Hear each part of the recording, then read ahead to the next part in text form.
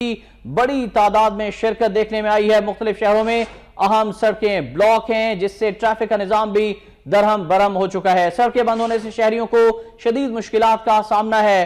Party के कायद doctor Tahirul Qadri शुरा से खिताब करेंगे।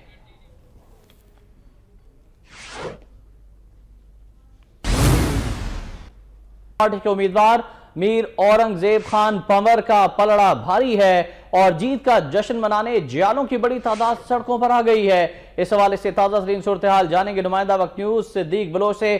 जी सिद्दीक बलोच, आगाह कीजिएगा, कितने वोटों की गिनती हो चुकी है और कितने वोटों से बरतरी हासिल है? जी, जैकबाबाद में टोटल 163 पोलिंग स्टेशन थी, जिनमें से 131 पोलिंग स्टेशनों के रिजल्ट अब तक आ चुके हैं, जिनमें पाकिस्तान पीपल्स पार्टी के 20,296 और पीएमएलए नून को 10,527 वोट मिल चुके हैं।